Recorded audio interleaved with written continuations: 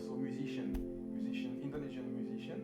If you have a project, if you want to build something, if you need to have someone to help you, if you want to spread the word about your idea, if you are very creative, if you are very inspiring people, even not, if you have something to say, if you want to sing, if you want to play music, if you want to show what you're doing in your life, just come share. If you're an artist, if you're unknown people, just come and share. This place is free to everyone. You're all welcome. Hi, No Problem TV channel. You know from where it's come from? The name? The name? Because we wanted to create a TV channel, but we don't find the name. And then in Indonesia, and especially during the lockdown, it was a bit difficult to find a place or to drink coffee or to drink whatever you want to drink or to eat. And then we met a guy, a local guy, called Panade, and then to earn his life, he just like put some in. He has a terrace. He just put few chairs and he tried to sell some coffee. He sells some coffee. He said all the time, no problem. And when people like that say to you no problem when they don't have enough money because they cannot work anymore, because they don't have enough income anymore due to the lockdown and the COVID-19 economical crisis, it's very inspiring because he find a way to get out of here, to get out of where he was a bit stuck. And then he increased his life and he makes some good things. And then all the time he said no problem. And I said, yeah, so let's call that TV No Problem. That's right, that's correct, yeah? Yeah, no problem. And because it's always solution. Yeah, and share with people to solve your problem. Because as you said, there is always solution to any kind of problem.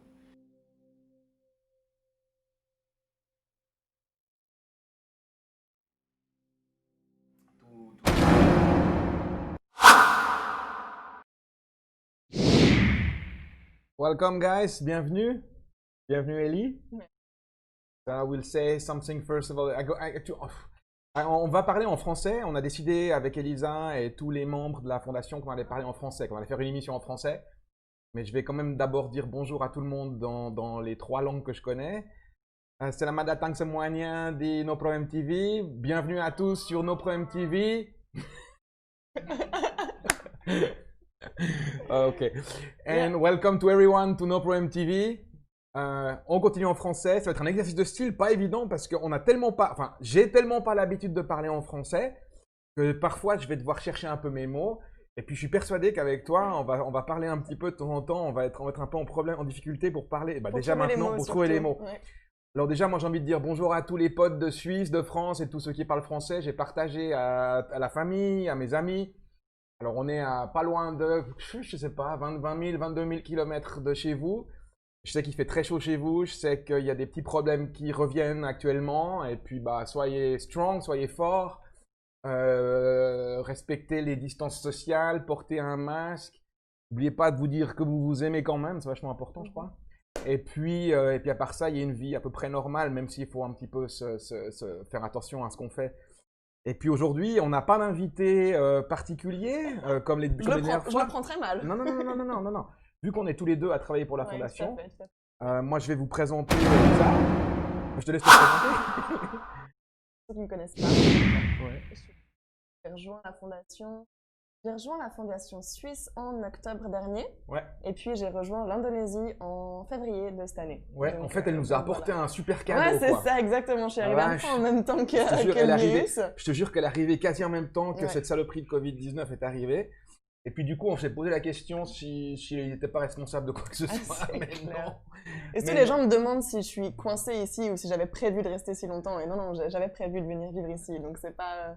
Et puis Elisa, en fait, je peux le dire quand même. Tu peux le dire. Ouais. Bah, on a le même nom de famille, donc les gens vont faire le lien. Elisa Wettstein, Alex Wettstein, c'est donc ma fille, ma deuxième fille. Ma première étant Flavie, que j'embrasse et que j'aime. Et puis voilà. Et puis tous les potes de Suisse qu'on aime et qui nous manquent tous les jours. Et puis on a décidé qu'on allait faire cette émission un petit peu. Pourquoi on fait cette émission tous les deux, Ellie? Tout simplement parce que c'est vrai qu'on partage beaucoup d'infos, beaucoup en anglais, et puis on n'oublie pas, mais que la francophonie, c'est de là d'où on vient. Je veux dire, on est une ONG suisse, et puis du coup c'est important de vous expliquer en français où on en est aujourd'hui, quel projet on est en train de mener, et puis surtout pour nous de parler un petit peu dans notre langue maternelle, ça nous fait aussi un peu du bien. Donc voilà, en fait aujourd'hui on va juste revoir un petit peu, réexpliquer, juste. On a mis du temps à trouver quel sujet prioritaire on allait aborder aujourd'hui. Mais voilà, vous On parlez un pourrait petit faire peu une de nos émission de 6 projets. heures, je crois. On pourrait faire une émission de 6 heures, mais je pense que les gens seraient un petit peu Puis ça vous fatigués emmène au pas bout d'un parce moment. qu'on boit un petit peu une bière, parce qu'il fait très chaud ici. Il Vous la fait chaud, puis voyez surtout pas, c'est mais tard pour nous déjà. c'est C'est tard l'heure de pour la nous. bière pour nous. C'est l'heure de la bière, c'est l'heure de l'apéro. Il est 6h et quelques le soir ici. La nuit tombe. Alors c'est marrant parce que avant de parler des sujets un petit peu qui nous préoccupent, Ellie, moi et tous les amis qui sont là-devant, tous les amis qu'on appelle Kawan Baik, les bons amis, il y a un truc qui est super marrant par rapport à chez vous. Ici, on est juste sous l'équateur. En étant sous l'équateur, on a à peu près 12 heures de jour et 12 heures de nuit, ce qui fait que le soleil se couche et se lève, grosso modo à 6 heures du matin, 6h, 6h30 du matin, 365 jours sur 365. Donc là, la nuit est en train de tomber ici. Et 6 heures. Et il est 6h25. 6h25. Habitué à ça. Surtout en été. Ouais. Et puis depuis qu'Elisa est arrivée, il s'est passé plein de choses. Il s'est déjà passé plein de choses avant avec la fondation qui a travaillé en Indonésie. Et puis Elisa, elle a porté un sang neuf aussi, ce qui est normal. Hein. Ça pourrait être Elisa, ça pourrait être quelqu'un d'autre hein, quand les gens arrivent, etc. Moi, ce qui m'intéresse, te demander, avant qu'on parle des actions de la fondation qu'on est en train de faire maintenant, c'est toi, qu'est-ce qui t'a... Parce qu'en fait, toi, tu me l'as dit en tant que fille à son père et que Elisa à la fondation et aux membres du conseil. Mais en fait, c'est vachement courageux ce que tu as fait. Moi, je dis ça, mais ça me fait un peu trembler. Hein, moi, tu me connais, donc voilà. C'est vachement courageux parce que tu avais commencé l'Uni. Qu'est-ce qui t'a fait? Ça peut intéresser les gens qui se posent la question, qui cherchent, machin. Qu'est-ce qui t'a poussé? Qu'est-ce qui t'a fait bouger le cul, hein, en fait? Ouais. Dis ça à tous les universitaires en ce moment. Non. Ce qui m'a décidé, c'est... Oui, effectivement, donc j'avais commencé l'université. Un peu plus fort. Je peux parler un peu plus fort. Pas beaucoup plus fort, mais un petit peu plus fort. Ce qui m'a fait me décider, c'est que donc j'ai commencé, comme tu l'as dit, l'université en sciences sociales. J'ai eu un space. Avant ça, donc je faisais des études, j'ai eu un papier, pour les Suisses qui connaissent, un CFC, et ensuite Mathieu Pro, et puis passerelle double en économie, dans le monde économique. Ouais. Et donc sciences sociales, parce que j'ai eu cet exemple sous les yeux depuis petite, donc ça m'a toujours intéressé les sciences sociales. Exemple? La fondation. Ah ouais. Tout simplement. Ouais. Tout simplement, non, pas tout simplement. La fondation. Et toi, qui était aussi un exemple assez parlant dans ma vie, assez important dans ma vie. Et donc, sciences sociales. Et puis, en fait, mon arrivée à l'université a coïncidé avec la création de Kawan Baik Indonesia, qui est donc la fondation que la Fair Future Foundation, en collaboration avec Ayu, ici présente, ont créée en octobre, si je ne me trompe pas. En septembre. En septembre 2019. Et puis donc, exactement, la rentrée universitaire. Et puis, à ce moment-là, il y a aussi eu un événement tragique pour la Fair Future Foundation, c'est-à-dire qu'on a perdu notre comptable trésorier secrétaire, Daniel. Rest in peace. Et donc, Alex m'a proposé de rejoindre le conseil de fondation, ce que j'ai accepté. Et puis, du coup, je me suis retrouvée dans tous ces projets. Je me suis retrouvée en fait investie dans les projets que vous meniez ici. En parallèle, j'étais sur les bancs d'université. J'apprenais plein de choses. Ça, c'est sûr, l'université, c'est ultra enrichissant et si vous avez la chance d'aller à l'université, je vous encourage à y rester. Mais je me sentais, comment dire, j'avais besoin de faire quelque chose de concret. J'avais besoin d'avoir un projet et de voir le résultat de ce projet concrètement. Et je voyais que t'avais pas le sentiment que c'était... Non. L'université, c'est de la théorie. Encore une fois, c'est ultra enrichissant, t'apprends plein de choses. Mais en l'occurrence, les sciences sociales, en déménageant dans un pays comme l'Indonésie, ou dans un pays qu'on appellerait faussement, c'est pas un terme que j'aime employer, mais un pays en développement, en voie de développement. En voie de développement. Oui, c'est différent quand on vit ici. Oh non, on dit pas ça. Je pense que... Oui, tu peux le dire, tu peux le dire pour certaines choses. On en parlera plus tard. Je pense tout simplement que... Ah, tu m'as perdu dans mon fil de pensée. Ouais, ce qui t'a amené sur les bancs. Voilà, j'avais besoin d'un projet concret. Et oui, les sciences sociales, je pense que c'est un domaine, en déménageant dans un pays comme l'Indonésie, où on en apprend beaucoup plus parce qu'on est en contact avec une culture différente, avec un gouvernement différent, avec des façons de penser différentes. Et du coup, voilà. Donc, toute cette longue explication pour dire que ce qui m'a donné l'envie, c'est de mener quelque chose de concret, d'avoir quelque chose de concret. Tu avais le sentiment un petit peu, je m'excuse du terme, un petit peu t'emmerder, d'être pas utile. Je me sentais pas utile en Suisse, sur les bancs de l'école. En Suisse, tu te sentais utile, c'était le fait. L'université, l'université, je me sentais pas utile. Moi, ça m'intéresse, même si je le sais, mais je pense que ça intéresse ceux qui nous écoutent, nous regardent. C'est- Comment ça t'est passé dans ta tête le fait de tout d'un coup de ok, je liquéfie, je liquide Je mon liquide, appartement, ouais. je Ma liquide mes voiture. affaires, ta bagnole. Que Je dis j'aimais tellement. je dis au revoir à maman, à ta sœur, à Basilou, Ah, tu veux me faire pleurer? à Chewbacca, hey Wow. Chewie. Ah, est-ce que ça m'a fait? Ouais. C'est pas facile. C'est pas facile, on perd tous nos repères, on perd la sécurité qu'offre la Suisse aussi. Mm. Déménager dans un pays comme l'Indonésie, c'est juste arriver dans un pays où on ne sait pas ce qui va se passer le lendemain. En Suisse, on a la sécurité, premièrement, pour la plupart, financière. Mm. On a la sécurité, on a une assurance, on a des hôpitaux incroyables. Je veux dire, on a une chance inouïe en Suisse. On a Pour tout, tout ce qui est sécuritaire. Ouais. Je veux dire, on vit dans une bulle. Ouais, mais les Quand gens du ne reste savent du pas. monde, tu non, sais. ils se rendent pas compte. Les gens ne savent pas la chance qu'ils Et ont. moi, je me rendais pas compte avant de venir ici Ouais. non plus. Ça, tu vois, c'est un sujet, ça, c'est intéressant. Avant, on a essayé de faire un petit planning des choses qu'on allait parler. Et puis, Ah, ça, c'est ça un va truc pas qui nous a été. pas. C'est un truc auquel on n'a pas pensé. Mais c'est vrai que les gens disent toujours, putain, je m'excuse, hein, j'ai un peu un franc-parler, mais putain, mon pays, ça me fait chier, les politiques, putain, les impôts, il y a les machins, il y a les horaires, faut se lever, faut les bosser, puis, etc., etc. Maintenant, je vous dirais juste, enfin, je le dis que c'est un peu fastoche, hein, mais je le dis comme ça, mais venez peut-être bosser un peu ici, Ouais. vous allez vous rendre compte que vous avez quand même vachement du bol de bosser en Suisse. Maintenant, je sais qu'il y a 7 mois d'hiver, qu'il y a la neige, qu'il y a le verglas, qu'il faut gratter les vitres le matin quand on va bosser. C'est peut-être le seul truc. Mais paradoxalement, moi, après 12 ans ici en Indonésie, c'est le truc qui me manque. Ouais. Tu vois, de gratter les vitres, d'avoir cette sécurité, etc., etc. En fait, d'avoir un salaire tous Ouais. les mois, Ouais. quand j'ai un problème de santé, je vais à l'osteo, et puis je sais que c'est nickel chrome, et puis peut-être que je vais attendre, et puis, mais à la fin, je serai soigné. Tandis Ouais. qu'ici, c'est un peu compliqué. Même moi, c'est difficile pour moi d'accéder aux soins, et puis les locaux, alors n'en parlons pas, l'accès aux soins, c'est quasiment inexistant. Mais... Donc en fait, on s'est dit, et Kelly, il faut pas qu'on parle trop vite. Hein. Mais là, Ouais, c'est vrai, on a commencé à parler vite. J'entends ma grand-maman qui me dit « Elisa, ralentis, Ouais. respire ». Non, moi, par rapport à ce que tu dis, il y a deux choses vraiment qui m'ont... Je dirais pas choquée parce que j'en avais un avant-goût, étant donné que j'étais déjà venue à Bali, en un avant-goût de Indonésie. fromage. Parlons pas de fromage. Ouais. Bah, ça Parlons aussi, pas de ça sujet manque. qui Ça fâche, aussi, bien ça sûr manque. que ça manque. Envoyez-nous du fromage. Des donations et du fromage.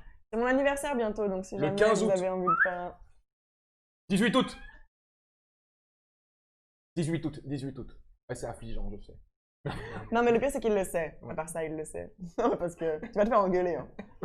Non, les deux choses, moi, personnellement, qui m'ont le plus... comment dire? Oui, choqué. Non, je pense que c'est un choc. Premièrement, c'est...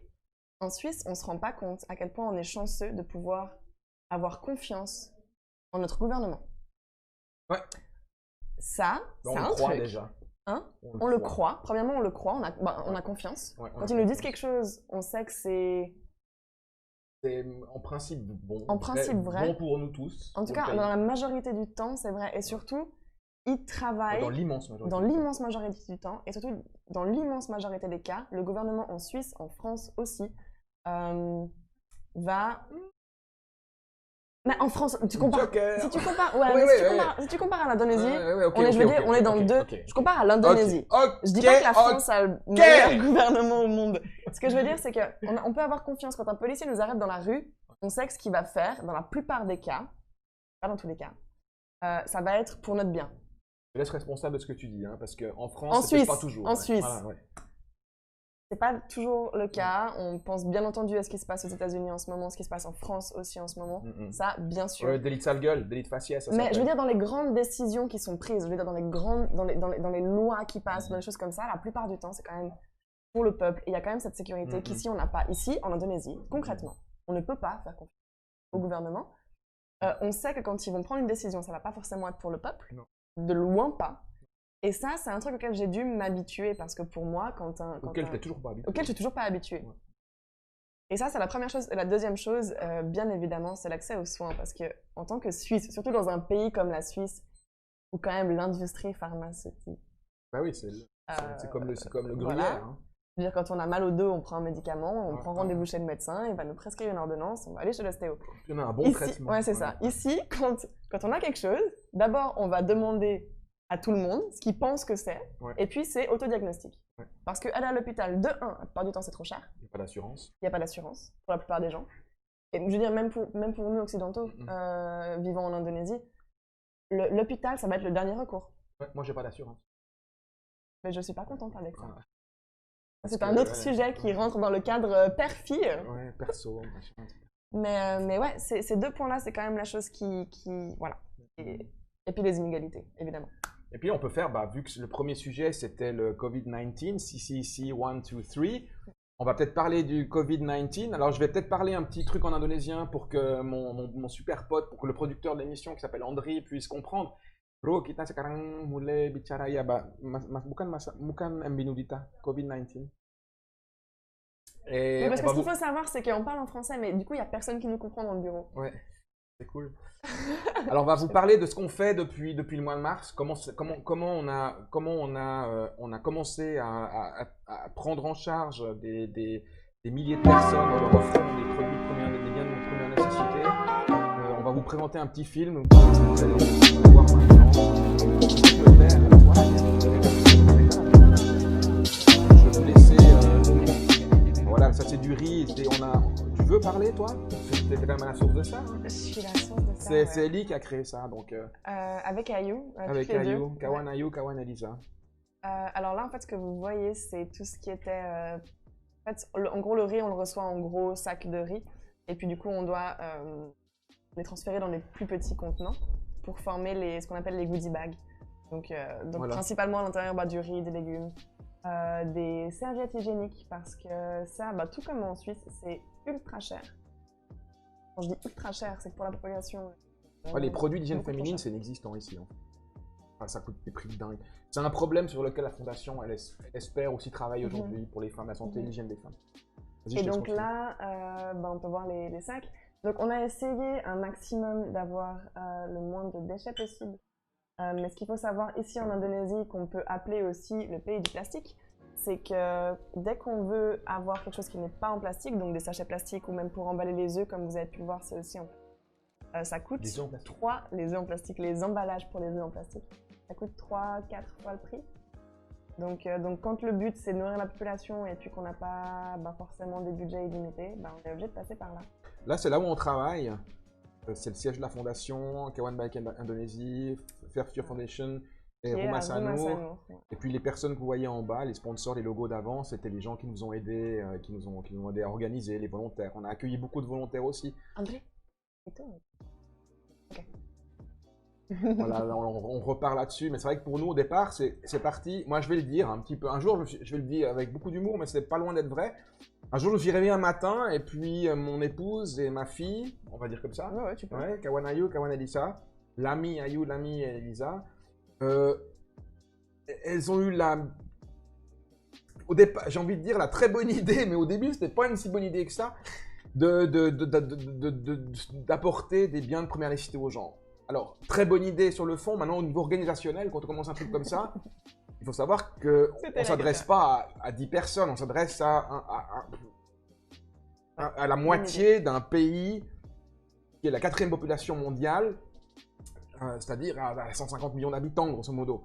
Donc en fait, on a été un petit peu... Nous avons été débordés. On a un peu 250 millions.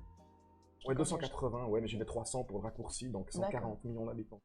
La moitié, d'accord, ok, j'ai compris ton cheminement. Puis en fait, c'est grosso modo le nombre de personnes qui sont en souffrance alimentaire, en souffrance économique. Puis tout d'un coup, on s'est dit, en fait, on était submergés par les demandes, submergés par les messages Facebook, submergés par les gens qui nous disent en indonésien, tolong bisa mau bantu, minta bantuan juga. Ça veut dire, je demande aussi de l'aide, et puis il faut répondre à tous ces gens-là. Et puis c'est un petit peu le principe des vases communicants, en fait. Plus on a, plus on peut donner. Maintenant, si on n'a pas trop, on peut moins donner. Maintenant, au final, c'est plus de 3000 sacs, plus de 3000 sacs de, je sais pas, 5-6 kilos chaque sac. Je vous laisse faire le nombre. Oui, ils sont lourds. Alors ça, on peut le dire. Ça explique entre 15 aussi, et 20, c'est pas loin de 20 tonnes de nourriture qui ont été distribuées à des gens dans le besoin. Vraiment dans le besoin. Quand je vous dis dans le besoin, c'est vraiment dans le besoin. Je veux dire, il y a les pauvres de chez nous, puis il y a les pauvres d'ailleurs. Il n'y a aucune comparaison possible. Mais ici, la pauvreté correspond au fait qu'on ne mange plus. Mais on ne mange plus. Les gens, quand ils travaillent, ils se mettent au travail la journée, le matin, ils se lèvent très tôt le matin, ils gagnent un petit salaire qu'ils mangent le soir. D'ailleurs, par rapport à ça, il y a une histoire qui nous a beaucoup marqué. On a eu un de nos bénéficiaires durant le mois du Ramadan, donc qui était en... Donc, durant le mois du Ramadan, donc je parle, un de nos bénéficiaires nous a dit, et cette phrase-là m'a vraiment marquée, le Ramadan c'est bien parce que grâce à ça, j'ai pas besoin de dépenser de l'argent pour manger durant la journée parce que j'ai plus d'argent. Donc c'est bien en fait de jeûner. Il en était là dans sa réflexion. Il disait que ne pas manger, le Ramadan est une sorte de bénédiction parce qu'il n'avait pas besoin de dépenser de l'argent pour se nourrir. J'ai fait un article. Donc il a une famille, ouais, exactement. Mastafik. Et moi, ça faisait pas longtemps que j'étais arrivée, donc quand t'entends ça et que tu viens de Suisse, qui est quand même un des pays les plus riches du monde, voire le pays le plus riche du monde, quand t'entends ça et que t'as cette personne en face de toi, bah là tu te dis que quand tu t'es plaint pour je sais pas quoi. Ouais, ça fait un peu chier. C'est pas simple.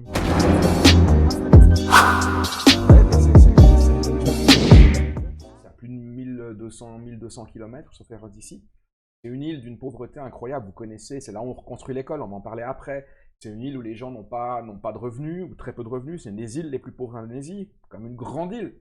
Ceux qui sont venus à Bali, Sumba. Berapa kali lebih besar Sumba kepada Bali?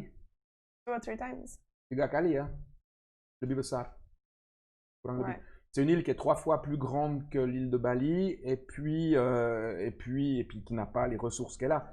Maintenant, indépendamment des ressources, Bali étant une île relativement riche et qui vit du tourisme, on peut en parler parce que tout le monde croit que Bali est une île riche. Aujourd'hui, c'est pas une île riche. Aujourd'hui, c'est une île très très pauvre. Et parce que les gens n'ont plus de quoi travailler, parce que la principale ressource, c'est le tourisme. C'est vous quand vous venez, c'est vos vacances. Et puis, tout d'un coup, il n'y a plus rien. Et ces gens-là, ils vivent plus. Donc, là, encore une fois, ils n'ont plus à manger.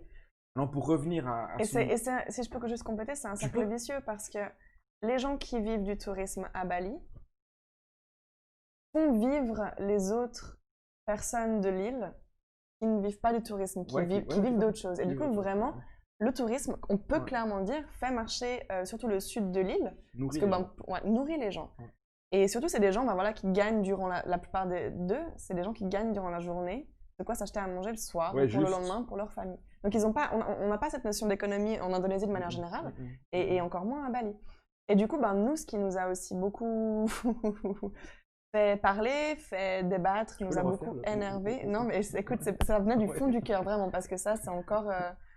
c'est que quand on a commencé cette action-là, ce qu'il faut savoir, c'est que Bali, il y a la population balinaise qui représente un 60-70%, on n'a pas de data, on n'a pas de données réelles. On va dire 70%. 70%. Non, on est suisse. 70%. Mais ce qu'il faut savoir, c'est que le 30 ou 40% des gens qui vivent sur l'île ne viennent pas de Bali, donc ne sont pas balinais. Sont des îles d'à côté, la grande île d'à côté qui s'appelle Java, ou viennent de Sumatra, comme Andri qui est ici. Comme Ayu de Java, comme Kawan Gogon de Java. De Java aussi. Donc en fait, toute cette population-là, c'est des travailleurs, pour la plupart, qui sont venus parce qu'ils n'avaient pas de quoi... Ils n'avaient pas assez de revenus sur leur île et sont venus à Bali. Ouais, pas de travail en fait. Pas de travail, pas de travail sur les autres îles et donc sont venus à Bali pour travailler. Et qui payent leurs impôts et leurs taxes à Bali. Ok. Ouais, vas-y, je te laisse continuer. Aussi. Et ce qu'on s'est très vite rendu compte au début de cette pandémie. Ils sont censés payer leurs taxes. On s'est très vite rendu compte au début de cette pandémie, c'est qu'en fait, l'Indonésie, donc c'est 16 000 îles. Faut bien comprendre ça. 16 370 îles, c'est 740 langues. Ouais. On continue 740 langues. J'ai regardé le job. Combien de sortes d'arak? L'arak, c'est l'alcool local. Alors moi, ça me fait pas de la mémoire, donc j'arrête. Enfin bref, donc ce que je voulais dire, c'est que chaque île a son propre, entre guillemets, petit gouvernement. Donc, par exemple, à Bali, il va y avoir le gouverneur de Bali. Et donc, au début de cette pandémie, quand on a commencé à apporter de l'aide, on apportait de l'aide à tout le monde. Donc, balinais, javanais, chaque personne qui vit sur le territoire balinais et qui était vraiment dans le besoin, on apportait cette aide. Et puis, en fait, ce qu'on s'est rendu compte très vite, c'est que le gouvernement balinais n'allait apporter de l'aide qu'à la population balinaise. Qui avait une carte d'identité balinaise. Qui avait une carte d'identité balinaise. Donc, en fait, les 40% de personnes qui vivent sur l'île, ils ont eu 0. Mais en fait, ce qu'Ellie a oublié de dire, c'est que le 40% de ces personnes, ce 40% de délaissés sont les plus pauvres. C'est ceux qui ramassent les poubelles, c'est ceux qui collectent le plastique, c'est ceux qui vivent dans les bidonvilles, comme Pamin. Ouais. Vous avez peut-être vu des photos de de ces gens qui vivent en communauté, dans du plastique, dans des maisons qu'ils ont construites avec du plastique. Ces gens-là, comme l'ont dit Elie, n'ont pas le droit de recevoir aucune aide de l'État. Alors déjà que l'aide de l'État, elle se réduit à vraiment à rien, que dalle. Sac de riz. En général, c'est du riz et puis des pop mie, voilà, des nouilles instantanées, etc. Enfin, des choses qui sont pas vraiment de qualité, qui sont nécessaires, qui nous remplissent l'estomac. Et le reste, en fait, le reste, la minorité non balinaise n'a pas accès à l'aide locale. S'ils veulent recevoir de l'aide, ils doivent recevoir de l'aide du gouvernement central de Jakarta, mais vu qu'ils habitent, enfin, il n'y a que dalle.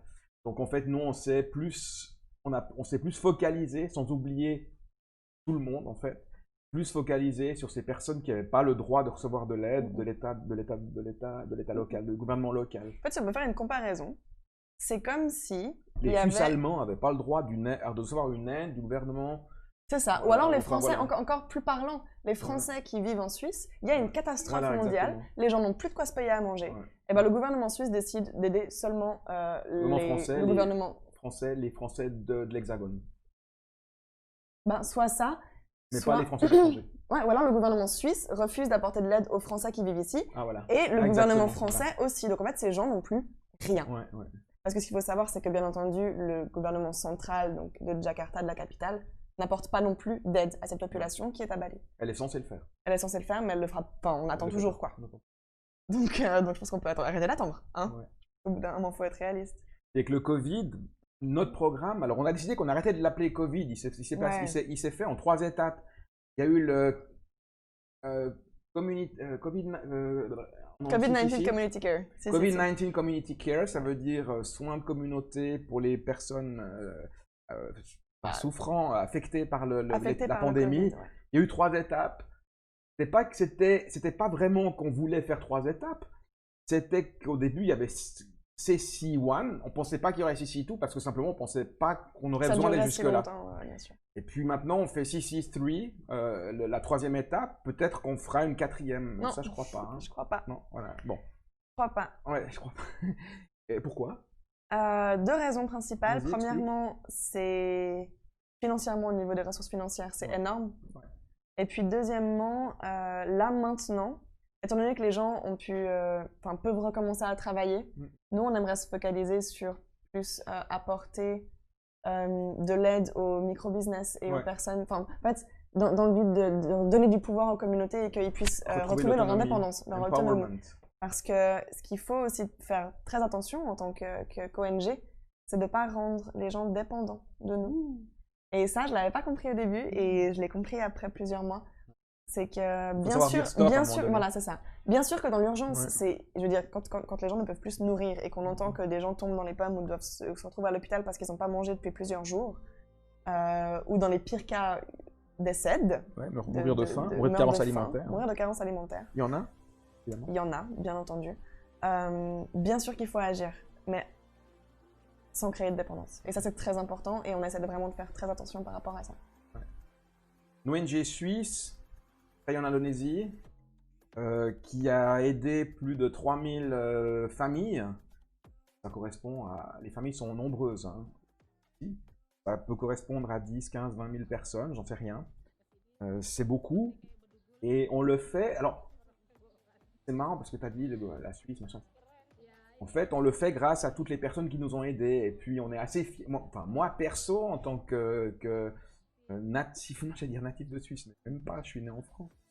Mais j'ai grandi en Suisse, toute mon historique, toute mon éducation est apportée par des gens suisses, ma scolarité suisse. Et puis, l'honnêteté qu'on a, the trust, comment tu dis, le fait de croire. La confiance. La confiance qu'on a envers notre gouvernement, du gouvernement suisse, où finalement on croit fondamentalement nos politiciens et nos politiciens. Oh, ça c'est intéressant. Ouais, mais je reviendrai après. Women Empowerment. Ouais, alors ça. Vas-y. C'est les femmes prisonnières dans la prison de Denpasar. Donc une des prisons les plus. La prison du sud de Bali, donc ça s'appelle la prison de Kerobokan, et donc qui compte à peu près 200 femmes. On a également un projet qui a été mené un programme sur le long terme qui est mené, qui est l'idée par Ayu. Donc on voit ici. Et donc le but, c'est voilà, de redonner du travail en fait à toutes ces femmes qui n'en ont plus eu pendant toute la pandémie. et donc qui devenait, je pense qu'on peut clairement le dire, qui devenait un petit peu folle. Psychologiquement, on parle de problèmes psychologiques liés au fait qu'il n'y a plus du tout d'activité et qu'on est juste enfermé voilà, sans rien. Et donc, il y a eu ce projet, donc on a commencé par faire des masques avec elle. Voilà les masques qu'elles font. Les masques. Et puis, Pour les nous, prochains projets, ben voilà, on a vraiment envie de continuer à travailler avec ces femmes qui font un travail... la directrice de la prison fait un travail incroyable avec ces femmes. Et puis voilà. Et puis, on va continuer à travailler avec elle pour d'autres projets. Peut-être les uniformes de notre école qui, j'espère, ouvrira tout bientôt. On en parlera après. Ah non, ça c'est les photos de la En prison. fait, Elles ont créé tout un potager dans la prison, c'est assez fou. Elles se sont vraiment appropriées les lieux et encore une fois, ben voilà, l'aide du gouvernement par rapport. Elles ne sont pas nourries, hein, les prisonnières en elles prison. Elles doivent payer leur nourriture. Elles n'ont pas de revenus, elles n'ont pas de salaire. Si elles veulent travailler, si elles veulent gagner quelque chose, elles doivent travailler. Ils ont un salaire. Donc nous, la fondation, on leur fournit du travail. Alors de un, ça leur fournit du travail, donc un revenu. Et de deux, ça les aide à se sentir concernés par la pandémie. Parce qu'en fait... Non, puis juste concernés de manière générale. Juste valoriser. valoriser. Puis le fait que ce soit des femmes, le fait que ce soit des femmes aussi, c'est très valorisant parce qu'il y a une grosse différenciation à faire ici en Indonésie entre l'homme et la femme, qui n'est pas du tout encore. Le sera un jour, où l'homme et la femme seront en termes d'égalité sur tous les domaines. Mais c'est encore pas le cas aujourd'hui. Bon, je tiens à dire quand même que pour le plus grand pays musulman au monde, c'est beaucoup mieux que dans d'autres pays, la place de la femme. Je tiens à le dire. Je tiens à le dire. Vraiment. Engueuler 2-3 fois. Ah ouais, ça c'est sûr. On est un peu... c'est compliqué. On est vachement en accord à propos du féminisme. On a décidé qu'on n'en parlait pas. Non, on n'en parlera pas. Non, on n'en parle pas. Mais franchement, on n'en parle pas. Parce qu'on est vachement d'accord. Mais un truc, après, tu ne me réponds même pas. Non, je ne vais pas répondre. C'est sûr, je ne vais pas répondre. En fait, on parle du féminisme comme du racisme. Du racisme ou du féminisme. En fait, on ne devrait même pas en parler parce que ça ne devrait même pas exister. Bah, j'ai une vision d'européenne. Tu as une vision de quelqu'un qui vit en Indonésie depuis 10 ans. Pour moi, il n'y a aucune différence à faire entre un homme, une femme, un noir, un blanc, un vert, alors, sur ça, on est complètement d'accord. Un arabe, un africain, on est tous des humains. La seule chose qui diffère, c'est qu'il y en a un qui pisse debout, il y en a une qui pisse assis. Bah, maintenant, il y a des... On va pas en parler, ok. Ouais, voilà. Mais c'est plus confortable de pisser assis. Moi, j'adore pisser assis. Oui, mais alors c'est plus pratique de pisser. Pourquoi on parle de ça? Voilà, Covid-19. Donc, le programme, il continue. Là, on est en train de terminer la 3e étape. La 3e étape, Ellie, je te laisse en parler un petit peu. C'était combien de sacs? Bien, en tout, tu veux faire un résumé de tout? Combien ça nous a coûté? C'est important. Qu'est-ce qu'on a mis dans les sacs? Alors, je te pose la question. Qu'est-ce qu'il y avait dans les sacs? Ok, alors ça a beaucoup changé depuis le premier et le 3e. Donc, je vais parler du 3e parce que voilà, on a appris des premiers que les tomates dans des sacs qui sont transportés, pas la meilleure des idées. Non, les œufs non plus. Les œufs, ça marche toujours. Et bizarrement, on n'en a pas cassé tant que ça. Franchement, je suis assez fière de nous par rapport à ça. On venait le matin, il y avait des montagnes d'œufs. Genre, comme des murailles. Je pense qu'on va appeler ça des murailles. Des murailles d'œufs. D'œufs. Et donc, dans la dernière version, dans la version 3.0, on va dire des sacs, donc c'est principalement composé de riz, bien entendu. En Indonésie, c'est quand même la base de l'alimentation ici. De tempeh, donc qui est du soja fermenté, qui arrive en Europe. Donc, je pense que vous voyez à peu près de quoi je parle. C'est en Europe, c'est drôle. Pour nous, c'est un super aliment, healthy food. Si Elisa pouvait se nourrir que de tempeh, je me nourris que de tempeh, en vrai. Donc du tempeh, des fruits, des légumes frais. C'est très important aussi pour apporter des vitamines, des nutriments. Pas de produits avec du monosodium de glutamate. Non. Ça, c'est aussi un problème que le gouvernement indonésien a fait, c'est qu'il donne des produits qui sont, à mon sens, toxiques. OMG en français? Ouais, des OMG. Organismes, non, avec des MSJ, un monosodium de glutamate. De la merde. Ouais, voilà, les pop-me. Le truc le moins sain au monde. Donc je continue. Maintenant, on peut aussi comprendre. Alors, paradoxalement, tu vois, Ellie, moi, si je crève la dalle, je bouffe pop-me. Oui, mais tu le manges une fois par semaine, comme on mangerait un McDo à la maison. Ce qui est paradoxal, c'est que l'État, qui a quand même une responsabilité au niveau de la santé publique, peut-être pas dans ce pays, ou moins dans ce pays, elles se sentent moins concernées au niveau de la santé publique parce qu'il n'y a pas de loi de santé publique. Peut-être qu'ils devraient s'investir à donner des aliments sains. Mais dans les aliments sains, ça coûte aussi beaucoup plus cher. Bon. Nous, on a essayé. C'est ça. L'Indonésie, le problème, c'est que dès qu'on veut manger sainement, on met 2 fois le prix. Voire 3 fois le prix. Les pop-me, donc ce qu'on appelle pop-me, c'est vraiment des nouilles instantanées, mais c'est des nouilles instantanées qui ne nourrissent pas. Et surtout qui sont mauvaises pour la santé et qui sont cancérigènes. Mais c'est bon. Bien sûr que c'est bon, mais comme le McDo, c'est bon. Ouais, Sauf que si tu te ouais. nourris que de McDo, on a vu comment ça s'appelle? Super Size Me. Super Size Me. On a vu ce que ça donnait à la fin. Donc les gens ici qui n'ont pas d'argent vont se nourrir de Pop Me. Uniquement de Pop Me. Il y a un problème. Il y a un problème. Ouais, puis de Dès que tu veux boisson. acheter des fruits, dès que tu veux acheter des coûte légumes trop cher. ou même du riz complet. Ici, ils se nourrissent beaucoup de riz blanc, qui n'est pas forcément le meilleur pour la santé. Ici, je dis pas en Europe, hein, mais ici, il y a beaucoup de sucre à l'intérieur. Mais c'est toujours lié, je m'excuse de faire un peu l'avocat du diable, c'est aussi lié aux revenus, hein, à leurs revenus. Donc en fait, c'est Bien sûr. exactement ce que tu dis. C'est comme dans les bistrots en Suisse, on est censé avoir 3 boissons, sauf erreur, c'est la loi en Suisse, peut-être que je t'apprends quelque chose, 3 boissons non alcoolisées moins chères que la première boisson alcoolisée. C'est la loi sur les bistrots en Suisse.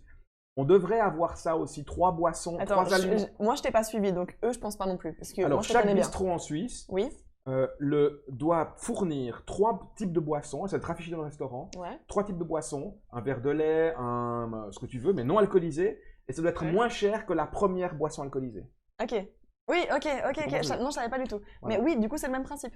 Donc ça devrait être le même principe ici. Ça devrait être le même principe ici. Un aliment sain, l'accès à l'alimentation saine pour le public devrait être accessible. Et en l'occurrence, elle ne l'est Elle pas. ne l'est pas du tout. Elle l'est pour ceux qui gagnent leur vie correctement, elle l'est pour les expatriés, elle l'est mais pour les travailleurs, ces fameux 40% ou 50% dont on parlait avant, qui ont largement augmenté aujourd'hui avec les 5 mois de crise, de pandémie.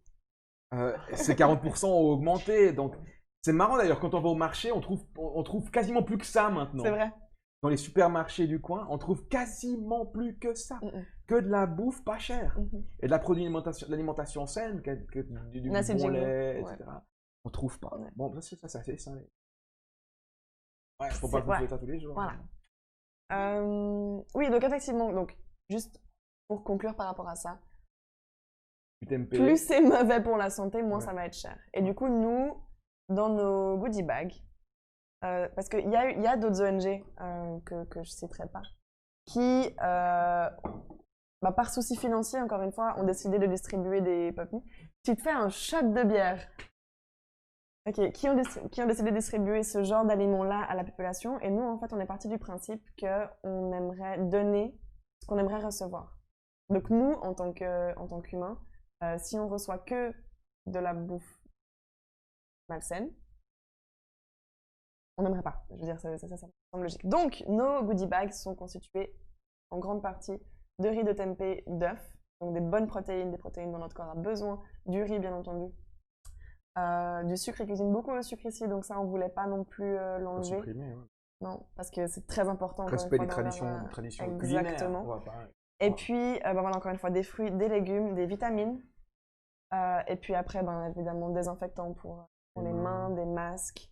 Comme on l'a dit tout à l'heure, des serviettes hygiéniques pour les femmes.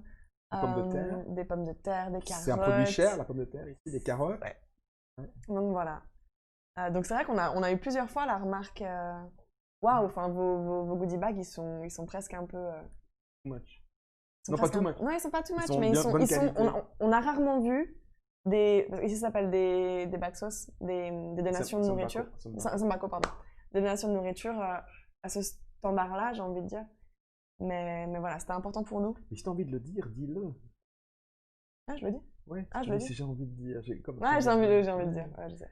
Donc voilà. Mais effectivement, ça va être le dernier chapitre. On est presque un peu triste. Elisa, elle a dit un truc fondamental, à mon sens, Qu'est-ce que j'ai t'as dit plein de choses intéressantes, mais un truc fondamental, c'est on aimerait la fondation, nous, on représente la fondation, les gens qui y travaillent la représentent aussi, on donne ce qu'on aimerait recevoir. Si un jour, nous, on est dans la merde, on aimerait recevoir quelque chose qui nous aidera vraiment. Ouais.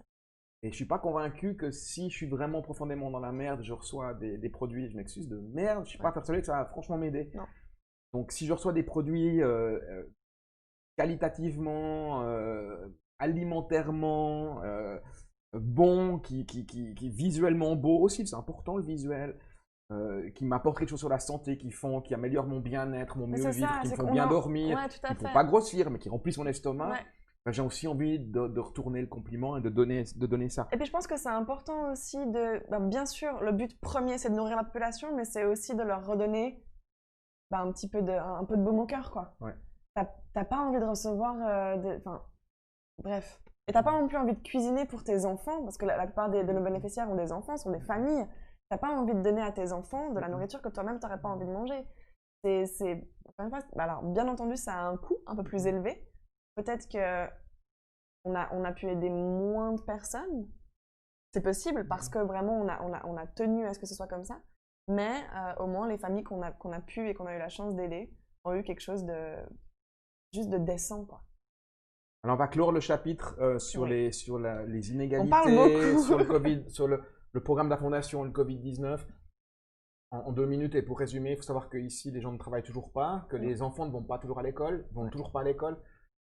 Vous pouvez me regarder parce que c'est un chiffre, je vais vous donner un chiffre hallucinant, surtout si vous êtes suisse ou français d'ailleurs. La population française, sauf erreur, c'est 60 millions. La Suisse, c'est 8 millions. Ouais, enfin, 60, entre 70 et la Suisse, c'est 8 millions d'habitants. Bientôt 9. 8,5. Voilà. En Indonésie, ça fait depuis mi-mars que 68 millions d'enfants, 68 millions d'enfants ne vont plus à l'école. Là, ça me panique sur un plan éducatif global, parce que si moi, je ne peux pas travailler pendant 6 mois, c'est pas grave. Je suis un adulte, j'ai acquis l'essentiel. J'étais justement enfant. Un enfant qui, comme notre fils, quand il va, ton semi-petit frère. Non, mon petit frère. Ton petit frère, ça fait 6 mois qu'il va plus à l'école. Il a 10 ans. C'est énorme. Et il devient fou surtout. C'est un fossé qu'il aura de la peine à combler. Voilà.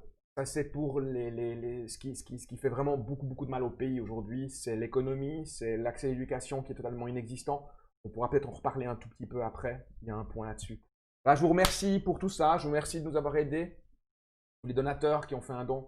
Peut-être que le gouvernement suisse pourrait aussi nous aider, parce que finalement, on porte un peu le drapeau helvétique, et on a un peu des porte-drapeaux suisses. On véhicule l'image de la Suisse et nos produits en Suisse. Non, pardon, non, c'est André qui me fait rire parce qu'il est complètement perdu. Il sait plus quoi faire, notre producteur, donc Voilà. celui qui produit cette Non, émission. on va peut-être parler un petit peu de Kawan Bike. Yeah, we're gonna talk about the TV channel and kawanbike.co. Voilà. On fait Moi, je te laisse commencer avec une ça. respiration. We sing a song? You want to sing a song? Non, don't. La suite de tout ça, c'est kawanbike.co. Ouais. C'est ce média. On s'est aussi rendu compte que pour toucher le plus de gens, il fallait qu'on crée quelque chose. Il fallait qu'on parle de nous. Alors, les réseaux sociaux, c'est très bien. Envoyer des posts tous les jours sur Instagram, c'est très bien. Maintenant, le fait de, comme vous le savez aussi peut-être, la Fair Future Foundation depuis des années, avec le projet du War Room il y a longtemps, qui existe toujours. On a créé un modèle. Ça a vraiment été un modèle, et c'est toujours un modèle d'autosuffisance. En fait, on essaie de trouver les ressources nécessaires. On fait travailler des gens qui ont besoin de travailler. C'est un cercle vertueux. C'est un cercle vertueux.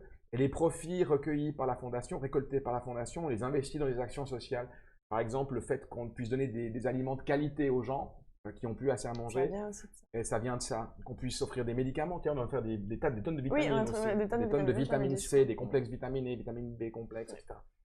Et puis, on a eu l'idée de créer Kawan Bike. Kawan Bike, déjà, ça veut dire les bons amis.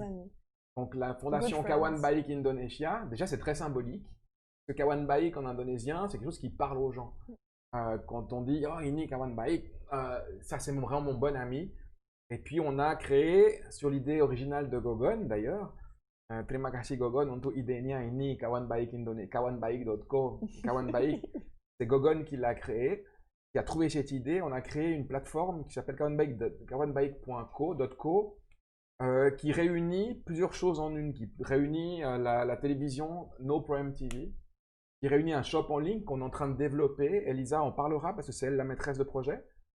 La maîtresse de projet. Ah, c'est joli, non? C'est joli. Bah oui, toi qui es super féministe. Ah, mais complètement.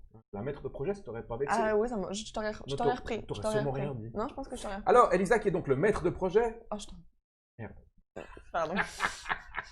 La maîtresse de projet. C'est ma fille, on peut tout dire. C'est ça. Voilà. On est habitué par les Crémons. Voilà. La maîtresse de projet de ce projet. Ouh, oui. Vas-y, La maîtresse développe. de projet. du shop, et puis on a aussi créé un site d'enchères qu'on va développer. J'espère qu'on le développera parce que c'est quelque chose d'intéressant aussi à Ouais, faire. c'est cool. C'est pour soutenir les artistes locaux. Les artistes locaux, puis les gens qui ont un truc qui ne servent plus finalement, qui veulent vendre aussi. Carrément. Moi, je vais vous parler de No Problem TV. Pourquoi on a créé cette télévision? Alors déjà, j'ai envie de vous dire un truc. Si vous avez envie d'y participer, que vous soyez en Suisse ou en France, on peut le faire. On a un petit studio, on a créé un petit studio, on avait des petits moyens, notre argent de poche y a passé. Et puis, bah ouais. Et puis, si vous avez envie de parler de quelque chose, ben, on peut le faire on peut intégrer un flux, ce qu'on appelle, ça peut être par Skype, on peut intervenir par Skype et vous parler avec nous. On peut créer un dialogue. Peut-être un Indonésien de l'étranger, des Indonésiens de Suisse, je sais qu'il y en a. J'en ai rencontré pas mal. Aussi, si vous avez envie de participer à ce qu'on fait, vous pouvez le faire par nos problèmes. Et puis, la philosophie de cette télévision sur Internet, vous savez que ça fait maintenant 2 mois qu'on l'a lancée. On a reçu plein de gens. On a notamment reçu, la plupart du temps, c'est des artistes.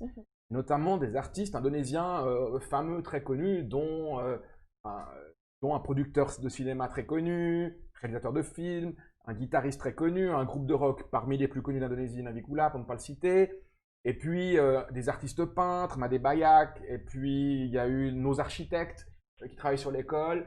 Mais l'objectif principal, c'est quand même de recevoir des gens lambda, des gens n'importe qui auraient envie de développer un projet. Je vous donne un exemple. Je vous donne un exemple. Je suis un petit travailleur local et j'ai une idée. J'aimerais vendre du tempeh sur la route. Tempeh, c'est vendre des petites portions de nourriture sur la route. Et pour quelques centimes, il y a des gens qui voudront bien l'acheter parce que je cuisine bien, parce que ce sera bon. Et j'aimerais en parler. Voilà, alors cette personne peut venir, alors il va en parler, nous on va lui donner un petit coup de main parce qu'il va parler en indonésien à des Indonésiens, forcément. C'est pas souvent qu'on va faire une émission en français, je vous rassure. Et peut-être que ça va déboucher sur quelque chose parce que c'est une mise en avant qu'il aura peut-être pas la chance d'avoir. Et puis aussi, derrière, nous, on peut l'aider financièrement et le soutenir, et lui donner des conseils. Pour ça, on a Kawan Gogon, on a Ayu, on a tous ces gens-là qui pourraient aider ces gens-là, ces gens qui ont un projet, n'importe lequel. Hein. Je vous parle d'un mec qui vend du tempeh sur la rue. Mais ça peut être un artiste, un guitariste qui veut produire un album, qui veut se lancer parce qu'il vit dans un Koskosan, c'est un tout truc, une chambre qui paye 3 fois rien, etc. Un taudis. Et puis, pas que, mais souvent. Et il a un vrai talent, et puis il aimerait créer quelque chose. C'est un peintre, il veut montrer ses tableaux, il aimerait les vendre. Et c'est pour ça qu'on a réussi, qu'on a eu l'idée de le faire. Et puis, moi, je ne suis pas un professionnel de la présentation, même si j'ai l'habitude de parler en public. Merci à Oui, mais tu as l'habitude de parler en public, mais tu n'as pas l'habitude de laisser parler les gens. Bam. Non, c'est pas méchant. Tu dois apprendre une nouvelle façon de parler. Ouais, mais... Est-ce que tu as très bien fait avec, on peut reprendre comme exemple Made Bayak, le peintre, c'est de réussir à mettre en avant la personne que tu as en face de toi. Et ça, c'est pas un exercice facile, je suis d'accord. Maintenant, on essaie aussi de faire un truc super dynamique. On veut pas faire un truc super... On fait un truc super sérieux. On parle de sujet sérieux. On parle de sujet sérieux de manière non sérieuse. C'est-à-dire que on pense, enfin moi je pense que l'humour fait partie intégrante de la vie, que si j'avais plus d'humour, et en tant que je serais plus ici, franchement. Et puis je mets juste mon cœur dans ce que je fais. Comme Elisa fait sa démarche de venir ici en Indonésie, elle a mis son cœur et puis son courage aussi. Et puis voilà, c'est un peu la philosophie de No Problem TV, c'est vraiment laisser la place, give the floor to those who want to take it, c'est laisser la place à ceux qui veulent prendre cette place. Et puis c'est super parce qu'en même temps, nous, ça nous repositionne sur nos idées. Parce que franchement, parler en live comme ça, même s'il y a 3 fois rien qui nous regarde, déjà ça nous fait un support, quelque chose qui une mémoire, le film va rester et puis c'est un moyen de véhiculer nos images. On n'est pas l'État, on n'est pas une grosse ONG, on est une petite fondation suisse qui se donne de la peine et qui en a. Donc voilà, et on essaie de créer des choses, on ne s'arrête pas. Non, mais surtout, non seulement ça permet de parler, de mettre en avant ces personnes qu'on reçoit, mais ça nous permet aussi, moi je me souviens, je reprends encore une fois l'exemple de Made Bayak, où on a parlé d'écologie, on a parlé des soucis en Indonésie, et on a essayé de trouver des solutions à tout ça. Comment, comme Made Bayak par le biais de l'éducation, on peut éduquer une nouvelle génération, on peut éduquer des artistes à avoir cette conscience écologique. Donc c'est non seulement nous donner du visuel, mais c'est aussi, comme le dit l'émission, No Problem TV, on a résoudre des problèmes, trouver des solutions pour qu'il n'y en ait plus. Et puis, c'est aussi super étonnant parce que on a beau être beaucoup à travailler pour la fondation maintenant, on reste avec nos idées. Et puis, le fait de recevoir un artiste comme Made Baya, qui est un des plus grands peintres indonésiens, il explique comment il voit la pédagogie, comment il peut mettre en forme l'aspect pédagogique de son art, c'est-à-dire transmettre les connaissances à des fins purement éducatives et pédagogiques. C'est super intéressant, c'est quelque chose qui nous parle. D'ailleurs, on a eu l'idée de créer un petit programme autour de la peinture, tous les dimanches, des activités, etc. etc. You're lost, yeah? Totally. Yeah. No, sorry. Now we talk about like ecology in Made Baya. Like, Yeah. yeah. Maybe we knew it was gonna go like this. Maybe you can put Made Baya. On va vous montrer, on parle de Made Bayak, le Voilà. peintre. On peut montrer. Qui est Made Bayak? Can you show one of his paintings? Made Bayak, c'est un peintre vraiment très très fameux. Ils ont réussi, ils ont fait. Alors déjà, il est très, très connu, il reçoit des artistes du monde entier, vraiment du monde entier. Des jeunes, Et il des expose moins dans le jeunes. monde entier. Il expose dans le monde entier. Il a notamment exposé la dernière exposition à Malcolm, c'était Amsterdam, sauf erreur. Exactement. Sauf erreur. Alors c'est très. Alors si on aime la peinture, si on aime l'abstrait, si on aime les choses implicatives et impliquantes. Ouais, c'est ça, mais activiste surtout. Activiste, c'est un activiste ouais, écologique. on l'est tous, par hein. le biais, bien sûr, mais lui particulièrement par le biais de l'art, c'est un artiste. Et c'est assez... Il va utiliser le plastique dans ses peintures, il va parler aussi de sujets très controversés en Indonésie. On va parler de Nestlé, on va parler de Danone, on va parler de tout ça dans ses peintures. Quoi. Que Made Baya qui fait. Voilà. Moi, déjà, je trouve ça très très beau. Puis si vous connaissez, par exemple, c'est des détails, mais c'est un vrai activiste et puis il va vraiment à l'encontre parfois du gouvernement et des instances et de la justice. Il essaie vraiment dans ce qu'il fait de rétablir une justice sociale pour chacun, notamment en termes d'écologie. D'ailleurs, la plupart des artistes qu'on a reçus sont des artistes engagés dans l'écologie. Oui, Nabikula, un groupe de musique aussi. C'est vraiment un des immenses problèmes ici en Indonésie. Voilà, l'écologie et la corruption. Maintenant, Kawan Baik, le shop, tu veux en parler? Oui, kawanbaik.co. Donc, le but principal de ce shop, j'aimerais bien, il y a deux buts principaux. Donc, premièrement, c'est de vendre des produits qui permettent de financer nos actions. Donc, encore une fois, dans un principe d'autosuffisance. Mais surtout, et je pense que ça, c'est quand même l'aspect le plus important pour nous, c'est de donner, encore une fois, une plateforme, en fait, à des... kawanbaik.co. Yes. Voilà, on le voit juste ici. C'est de donner, en fait, une plateforme pour des artisans, pour des partenaires, on va avoir une collaboration tout prochainement avec des personnes en situation de handicap qui créent aussi des objets. On a la collaboration avec les femmes en prison qui fabriquent des objets en macramé. Les masques des femmes en prison sont en vente? Non, les masques, on les donne. Les masques, on les donne. Mais il y a des masques, voilà. Non, les masques qui sont en vente, c'est Anissa. Et puis, les femmes en prison, elles fabriquent des objets en macramé. Ah oui. C'est ça. Ouais. Pour suspendre les plantes, etc. Enfin, en fait, vraiment, je pense que le but principal, on peut le dire, c'est de soutenir les communautés locales, encore une fois, dans le but empowerment. J'ai pas le mot en français. Empowerment. Empowerment, de leur redonner du pouvoir. L'autonomisation. L'autonomisation, c'est ça. L'autonomisation des communautés. Et puis, ben voilà, il y a un pourcentage qui va directement dans nos actions. Donc, pour l'école de Mbinudita, pour les projets d'urgence comme CCC, pour First Aid Kids, dont on va parler... on a le temps, je pense que oui. Pour tous les autres. Et pour tous les autres, et pour tous nos projets. Donc ça, c'est vraiment une vision globale sur le long terme qu'on a envie de mettre en place. Et tu as envie de dire, s'il y a des gens qui nous écoutent, qui ont envie de... Moi, on va shipper à l'international bientôt, on espère. Voilà. Oui. Et puis, j'ai une question, s'il y a des gens qui... Alors, si j'ai envie, moi, je suis un artiste, ou même pas, ou je suis une bijoutière, et puis une bijoutière. Je suis un bijoutier, je suis un petit peintre, j'ai envie de vendre mes créations sur kawanbaik.co. Comment faut que je fasse quoi? Alors, pour le moment, il faut nous contacter. Où? elisa@kawanbaik.co. Ouais. Easy.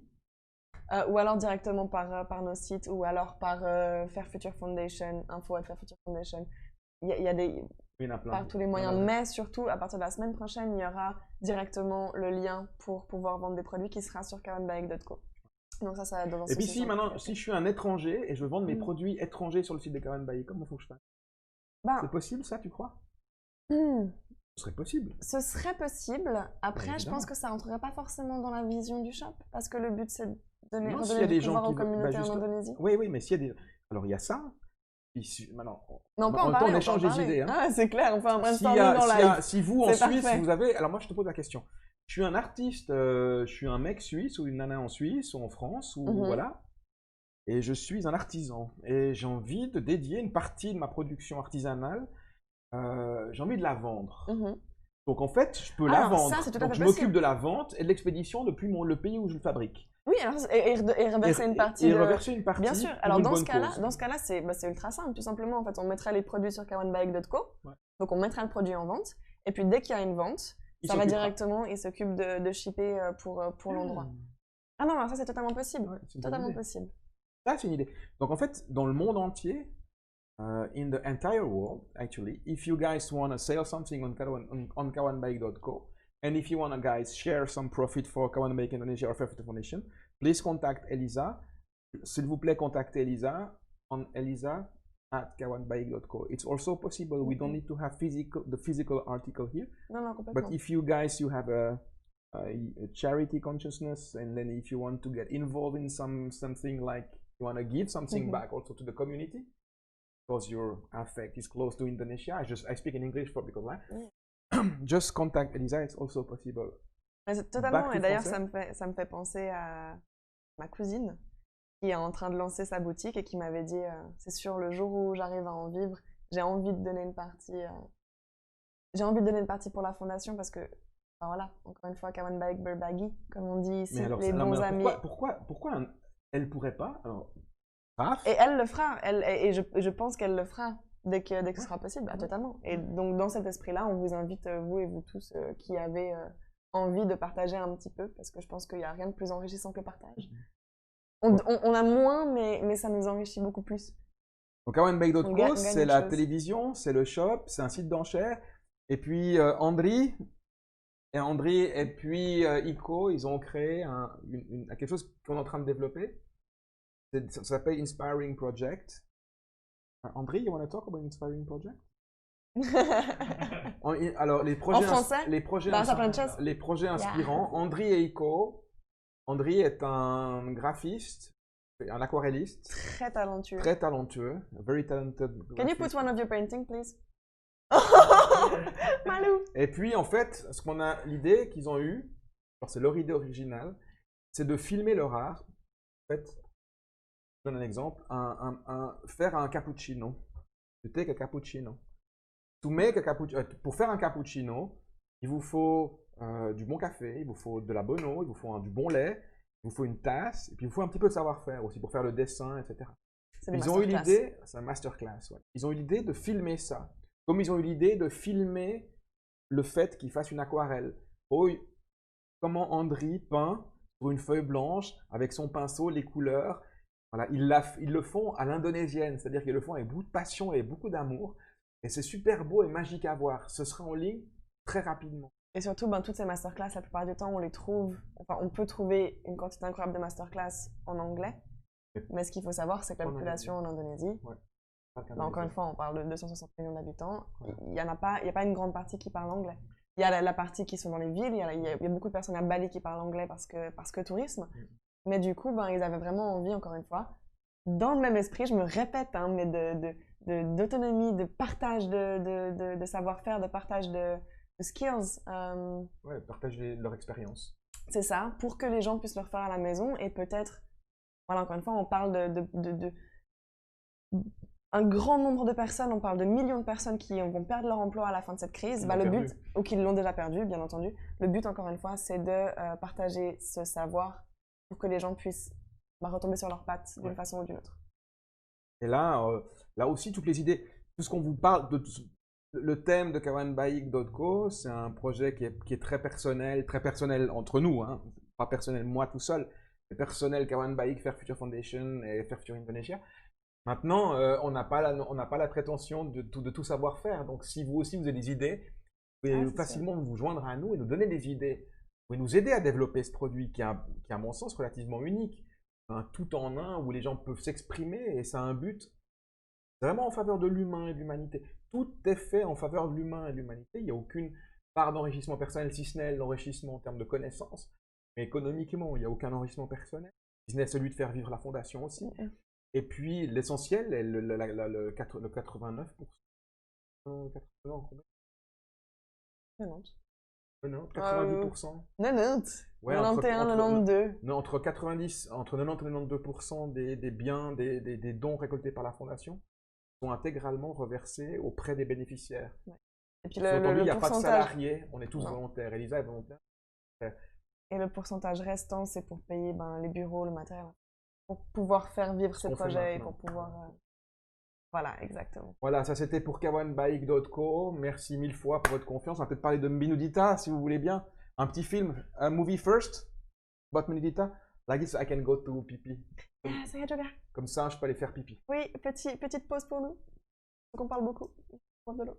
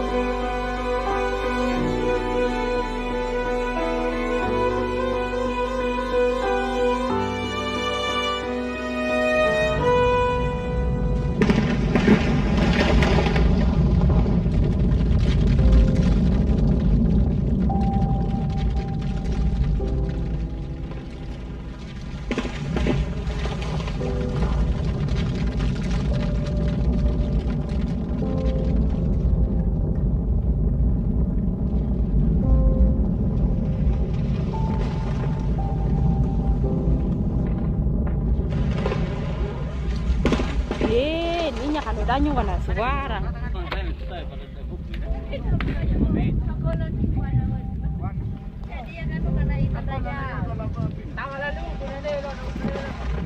Tiara lah Pak Dokter yang Tidak kata langsung. Sekolah yang dibuat dengan susah payah akhirnya jadi korban bencana.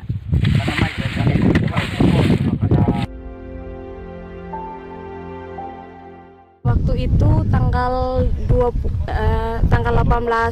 Desember pas jam 2 siang kami baru mau pulang dari sekolah. Terus ketika kami pulang belum sampai di rumah ini sudah terjadi angin puting, hujan angin.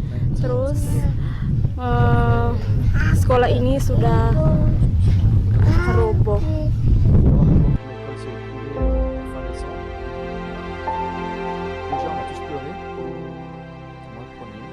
Elisa n'était pas encore là, et puis on a une heure après, on a décidé qu'on allait la reconstruire. Alors maintenant, reconstruire une école pareille, un gros bâtiment comme ça, est-ce que ce sera un gros bâtiment, enfin un bâtiment en dur? C'est une histoire parce qu'on est à Sumba, en termes d'infrastructure, de matériel, parce que là-bas, il n'y a que dalle. Il n'y a pas de charpente en béton, il n'y a pas de quoi faire, donc on a tout expédié en camion, ça coûte très cher. Et voilà, donc aujourd'hui, grâce à nos architectes, Klik and Dina, qui sont des architectes volontaires d'archimétrie sur Denpasar. On a le pouvoir de construire cette école. On a commencé depuis maintenant 2 ou 3 semaines. On a recommencé à vraiment travailler. On a recommencé les réunions avec les architectes. Les premières commandes ont été passées. La première tranche a été payée, un montant de 15 000, je crois. 15 000 balles francs suisses qui ont été, ou dollars, je ne sais plus, enfin la même chose, qui ont été payés. Et puis voilà, le montant total de cette école est 40 et quelques mille francs suisses, 45 000. Et puis, comme on en a parlé avec Roby de Navicoula et tous nos invités précédents, l'idée c'est de faire quelque chose de très très beau, de très simple, mais de très solide. Parce qu'en fait, si l'école s'est écroulée, c'est à cause de la tempête, et le vent qui est très fort, et les tremblements de terre. Vous savez qu'ici on a la ceinture de feu, et les tremblements de terre c'est notre quotidien, ou quasiment. Et puis qu'on ne pouvait pas se permettre de reconstruire une école qui allait à nouveau se casser la gueule, parce qu'ils ont eu de la chance. Quand bien même, s'ils étaient dans l'école, ils n'auraient pas eu grand-chose, mais ils n'étaient pas à l'école. Donc en fait, on reconstruit un bâtiment à la blueprint. On va essayer de vous montrer les plans. On reconstruit un bâtiment qui aura non plus 2 classes, mais 3 classes en dur, avec une toiture solide, quelque chose qui résiste aux intempéries et surtout aux tremblements de terre. Un truc ouvert. Et en fait, quand on parle d'école, au départ, on s'est dit on va reconstruire une école. Et puis en fait, Gogon et toute la communauté Kawan Baik Indonesia, Fair Future Foundation Indonesia, on s'est dit mais c'est vraiment stupide de reconstruire qu'une école parce qu'il faut qu'on s'occupe aussi de la communauté locale qui n'a pas accès à rien en fait. Ces gens-là n'ont pas d'eau, à part celle de pluie, et pas accès à l'électricité. Il n'y a pas vraiment de village. Et voilà, donc on s'est dit on va faire plutôt qu'une école, un centre communautaire dans lequel on intègre 3 classes, 3 salles de classe pour des enfants qui ont entre 8 et 10 ans, sur du très long terme. Ça veut dire qu'en fait les bénéficiaires, c'est pas 65, mais c'est des milliers sur le long terme. Et puis voilà, et puis un jour les enfants qui ont été à l'école, dans notre nouvelle école, dans leur nouvelle école, seront parents d'enfants qui retourneront dans cette école. Et puis notre fondation, Kawan Baik Indonesia, ne va pas faire une école puis partir. C'est hors de question. On a décidé qu'on allait refaire une école, mais s'en occuper et créer des activités. Alors des activités sociales, des activités économiques, des activités artistiques, des activités de soins de santé, des activités sanitaires, etc. Et donc chaque activité, chaque année aura son thème d'activité, où chaque période aura un terme d'activité. Et l'école, le projet, c'est que ce soit terminé, la construction soit terminée fin octobre, pour que fin octobre, on puisse faire un festival d'art, et d'art en général, sur le lieu, avec des artistes, des musiciens indonésiens, Navicoula, d'autres, peut-être DDA, et voilà. Le peintre Made Bayak, c'est un peu les mêmes, mais pas vraiment. Made Bayak et tous les autres. Et puis, ce sera une idée aussi de faire qu'un peintre aussi talentueux que Made Bayak puisse rencontrer des peintres qui le sont peut-être tout autant mais moins connus, mais de Sumba, et là une chose sur les musiciens, et puis organiser des festivals et des festivités, changer de culture, échange de tout ça. Montrer aussi aux enfants ça englobe beaucoup de choses. Ouais. You can come back live, no problem. Jesus. Bye bye. Voilà, on est à nouveau là. Et le gros problème de cette région, c'est l'accès. Alors je vais peut-être en parler, parce que j'y ai été d'autres fois. Oui, alors les familles vivent de manière, sont très très isolées, sans accès à l'eau, sans accès à l'électricité. Les enfants, pour aller à l'école, ils devaient avant marcher entre 8 et 10 km aller pour aller à l'école. Ça veut dire entre 15 et 20 km aller-retour pour aller à l'école. La plupart du temps sans chaussures, ou ceux qui ont pu recevoir une paire de chaussures, voilà. La plupart du temps c'est à pieds nus, ou alors il y en a. Ouais, voilà. T'avais pas dit ça, ouais. Et puis, voilà, merci. Et puis, il n'y a pas de route ni de chemin, donc en fait, ils passent sur des petites vallées, dans des sentiers, etc. Et cette école a été construite par un bon pote local à nous, Charis, avec ses propres petits moyens à l'époque. Il a construit cette école en bambou de 2 classes, qui s'est malheureusement écroulée. Et puis, il l'a fait pour la simple et bonne raison qu'il voulait éviter que les enfants doivent marcher autant de kilomètres par jour. Aujourd'hui, non seulement ils n'ont plus accès à l'école, ces enfants-là, mais le jour où ils auront accès à l'école, ils devront marcher énormément. Mais de toute façon, ils ne vont pas retourner dans le cycle normal, ni retourner à l'école, parce qu'elle est beaucoup trop loin. Donc, on n'a pas d'autre choix que de la reconstruire. Déjà dans le cœur, dans la volonté, et puis aussi pour eux, afin de les aider. Ils ont besoin d'aller à l'école. C'est assez paradoxal, parce qu'en fait, eux, pendant le Covid-19, ils ont continué à aller c'est peut-être les rares qui ont continué à recevoir de l'école, un enseignement de la part de profs, parce qu'en fait, c'est une communauté. Le prof vit dans la communauté, les enfants sont de la communauté, et puis ils sont réunis, vu qu'il n'y a plus d'école, dans une ancienne grange, qu'on connaît bien d'ailleurs, voilà, et pour faire de l'enseignement. Alors la prof qui vit dans le village a enseigné aux gamins. Une école de fortune. Une école de fortune, mais il n'y a pas eu d'arrêt. Mais ça reste une école de fortune. Ça reste un truc de 5 mètres carrés, je ne vous mens pas, où 60 enfants, voilà, c'est là où on était, voilà. Ça reste un truc de 5 mètres carrés. Voilà la classe avec Yossa et moi, plus une partie des gosses. Et puis maintenant, cette classe, ils n'y ont plus accès. Parce que le propriétaire doit reprendre ça pour loger ses animaux, etc. etc. Donc, ils n'ont vraiment plus d'école. Alors nous, on est depuis janvier 2020 sur le pont. On a fait 2 voyages sur place pour les études avec nos architectes. Un énorme merci à Click et à Dina pour le raid qui nous offre les plans. Terima kasih banyak Dina, terima kasih banyak Mas Klik, Mas Bro untuk bantu Yayasan Kawan Baik Indonesia untuk bangunan lagi sekolah di Menudita. Terima kasih banyak dari dalam hati. Thank you so much. Merci beaucoup. We love you. Kita cinta semuanya. Et puis voilà, donc on va commencer la construction. Tu sais ça? Oui. Quand? Juillet. Août, pardon. Ouais, août. Donc mois prochain, on commence la construction. Voilà. Alors, pour ça, on a toujours besoin de vous. Vous allez sur le site internet action.fairfuture. actionforfairfuture.org. Je commence à être fatigué. actionforfairfuture.org et vous recherchez le site de Menudita. Voilà le plan qui va vous être présenté, le plan du site. Ouais, let's go. C'est vraiment en haut d'une colline. Voilà, ça c'est le plan de l'école qu'on va reconstruire. Je vous laisse un petit peu regarder. Ça parle tout seul. Le gros mur en rond que vous voyez, c'est ce qu'on appellera le centre communautaire, mais c'est aussi une protection contre le vent et les intempéries. L'école, on doit vraiment on va faire une place de jeu aussi. Ouais, une place de jeu, une place de concert, une place de rencontre, une place où les gens pourront se parler. Voilà la nouvelle école. C'est très beau, c'est vraiment au sommet d'une colline, c'est un truc de dingue là-bas, avec un vent très très fort. Et ça, c'est nos amis Click et Dina qui ont réalisé ça. Et j'ai pas assez de mots pour les remercier. Vous voyez, il y a quand même des mouvements et des initiatives généreuses et de gens qui ont un gros cœur. Et Click et Dina font partie de ces gens-là. Il n'y a pas que. Alors on se réjouit, et ça va être construit relativement vite à partir du moment où on a le matériel. On a récolté tous les fonds, mais ce n'est pas les fonds qui vont nous arrêter. À partir du moment où on a tous les fonds et tout le matériel, l'école va se construire facilement. Enfin facilement, va se construire. Surtout parce que toute la communauté n'attend que ça. Donc en fait, à partir du moment où il y aura le matériel, c'est eux qui vont nous aider à la construire. Et ça qui est beau, ils vont construire leur propre école. Et je pense qu'il y a peu de gens qui peuvent dire, ben voilà, mon petit-fils, l'école dans laquelle tu es aujourd'hui, c'est son grand-père qui l'a construit.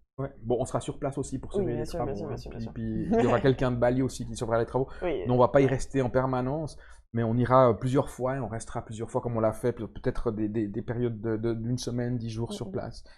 Voilà, ça c'est l'école, le projet de l'école. Enfin, c'est plus un projet, c'est une réalité maintenant. Et puis fin octobre, alors là je parle à tous ceux qui ont envie de s'investir, c'est peut-être un autre projet mais qui est lié à ça. C'est le festival de Menudita. Moi, un festival Menudita. C'est vraiment pour fêter, pour célébrer cette l'inauguration déjà. Oui, l'inauguration, célébrer cette réalisation, célébrer les enfants qui vont réaccéder à l'apprentissage, aux connaissances et à l'enseignement, et puis offrir quelque chose à la communauté. On va aller plus loin qu'une simple inauguration, mais inviter aussi des gens ici pour qu'ils voient et puis qu'ils puissent participer et offrir aussi quelque chose.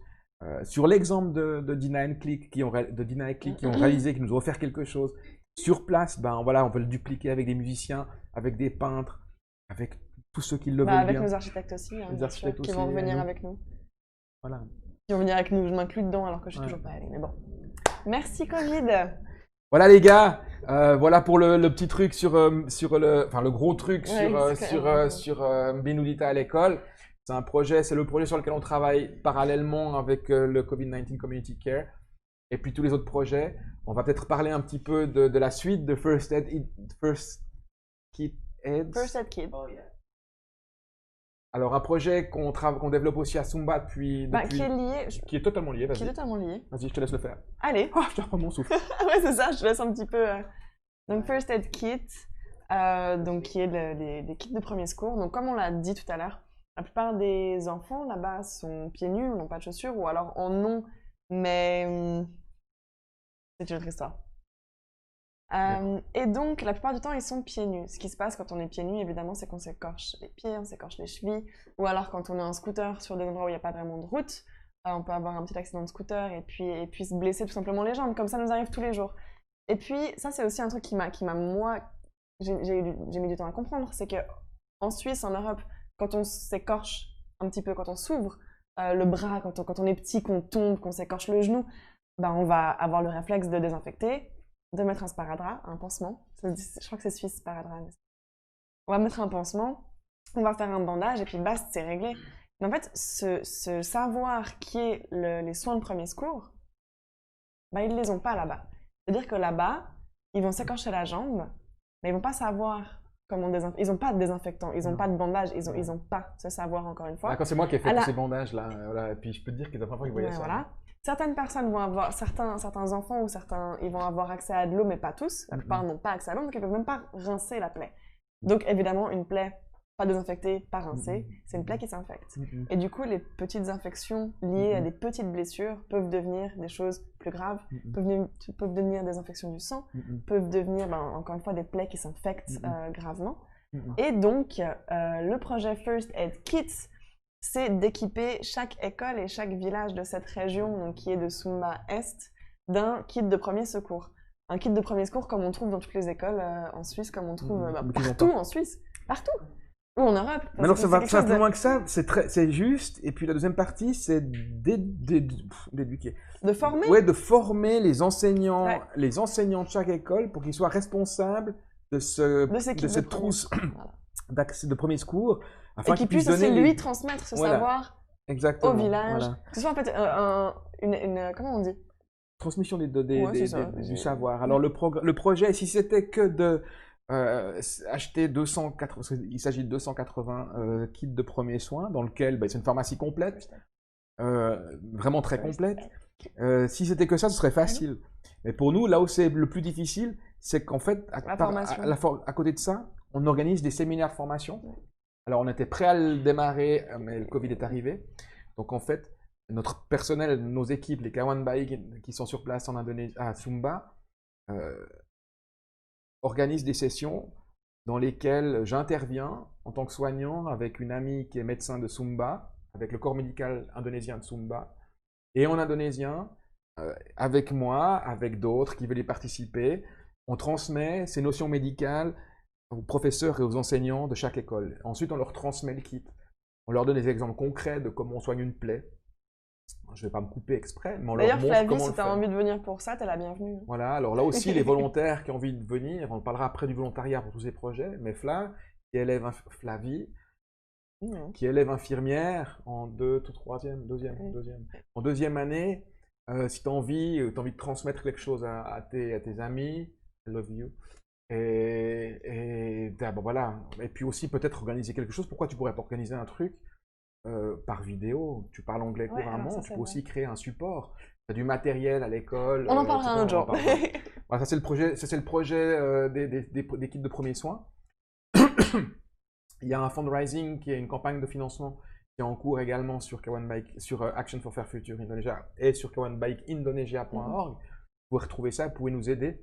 Nous, grosso modo, pour équiper globalement un kit de premiers soins, le matériel, le contenant, le contenu, plus la formation coûte environ 65 $, donc c'est que dalle.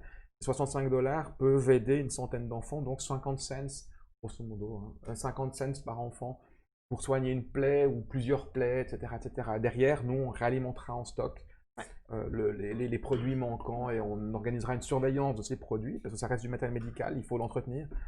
Même si on va acheter des scanners, hein, Mm. c'est vraiment des choses, des bandages, des antiseptiques, des sparadraps, des bandes, des attelles, choses très simples. Des médicaments de base tels que paracétamol, avec quoi, comment l'utiliser, etc., Mhm. etc. Voilà, ça c'est pour le projet des kits de premier secours. Maintenant, les projets futurs, bah, c'est tout ça en fait, c'est de mettre Bah, en c'est place tout ça. Je pense qu'on a tout, Plus les imprévus, on a plus tout ce qui nous résumé. tombera sur la gueule Ouais. demain, avec les catastrophes, les tremblements de terre, les choses qui pourraient subvenir. Tout d'un coup, ben, comme ça se passe malheureusement maintenant en Europe avec une pseudo deuxième ou troisième ou quatrième vague de Covid-19, en tout cas beaucoup d'infections supplémentaires. Ici, on est loin, c'est très très loin d'être fini tout ça. Et voilà, donc nos projets de demain, Ellie, vas-y.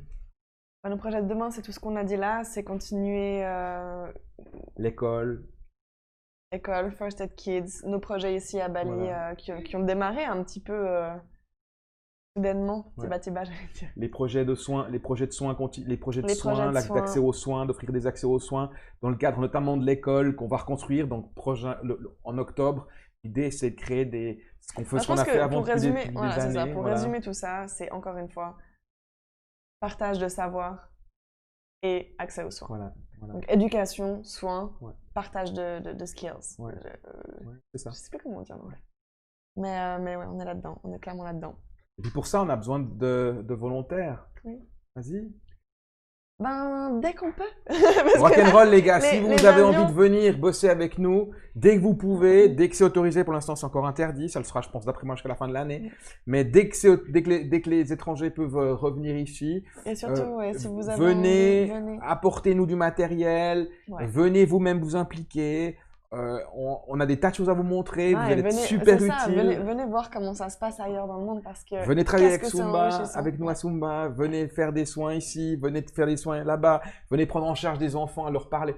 Le simple fait de s'asseoir à côté d'un gosse puis de lui raconter une histoire avec un bouquin, ça vous enrichira incroyablement. Alors le gamin qui va avoir une peau blanche et puis quelqu'un qui comprend rien à ce qui se passe, ça va être quelque chose de totalement génial.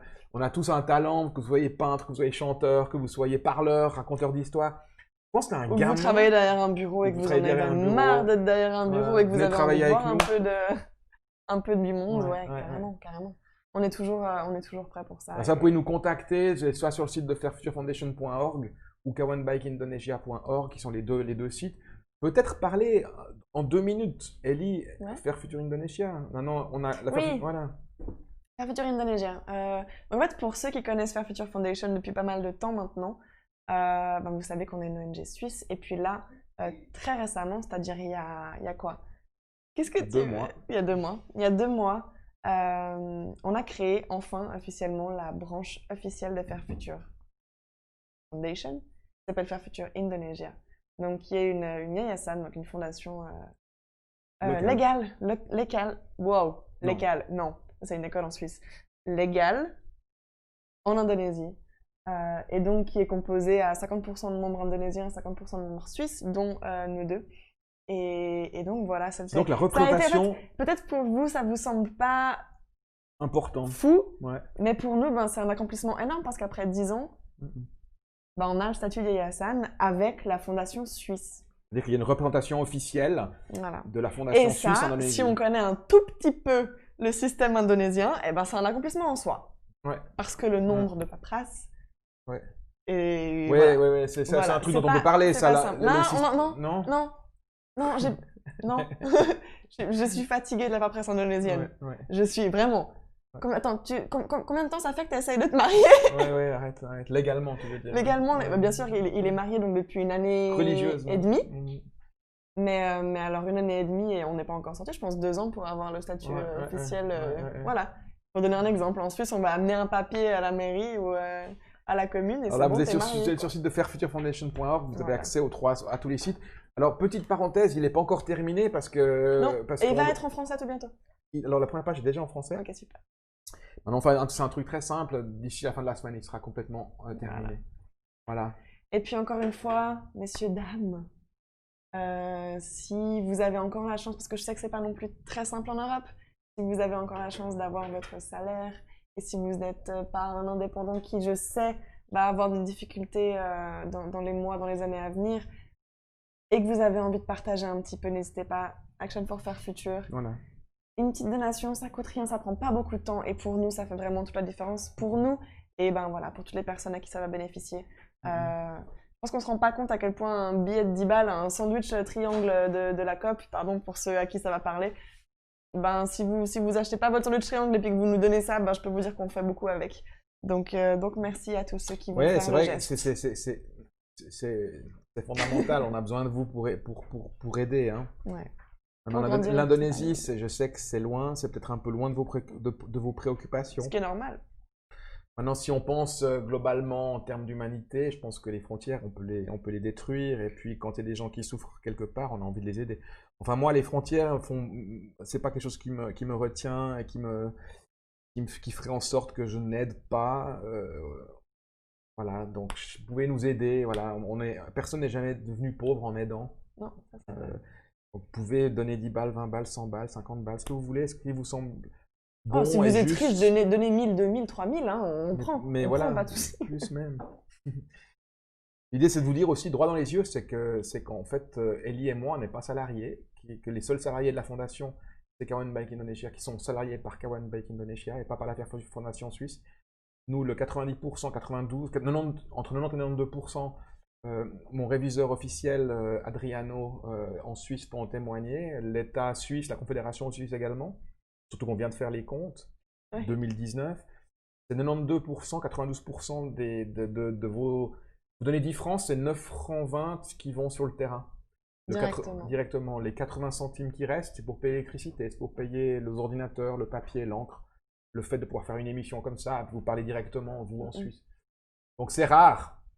C'est rare parce que les grosses ONG, elles incluent leur salaire à l'intérieur. Puis nous, il n'y a pas de salaire. Donc voilà. Peut-être qu'il y en aura un jour. Pour l'instant, il n'y en a pas et ça fait 11 ans et ça fait 12 ans qu'il n'y en a pas. Et tant que je vivrai et tant que je serai président de cette fondation et garant de la fondation et garant de la mission de la fondation, je vous garantis qu'il n'y en aura pas. Et puis là, un petit clin d'œil à mes autorités suisses. Je sais que vous faites un travail génial, vous aidez beaucoup. Je suis très fier d'être suisse. Je vous ai transmis il y a avant le Covid, une demande de soutien pour le projet de Minudita. Et vous ne m'avez toujours pas répondu. Donc, si vous pouviez me répondre, ce serait super. Le fundraising, c'est vraiment le travail. Non, mais là, je m'adresse à la Confédération Suisse, à l'ambassade de Suisse en Indonésie. S'il vous plaît, répondez-moi, parce qu'on va commencer l'école. Il nous manque, grosso modo, 10-15 000 francs suisses. Et je vous ai demandé ces fonds-là. Vous m'avez dit qu'il fallait faire en urgence une demande, ce que j'ai fait en urgence. Après, il y a eu le Covid, etc. Mais par contre, j'ai encore pas eu de réponse de votre part. Je trouve ça pas très cool. Non. Donc voilà, répondez-nous au moins pour ça. Merci beaucoup. Le message est passé. On va conclure. Ouais. Alors déjà, merci Ellie. Je te fais un bec. Ma fille, je peux.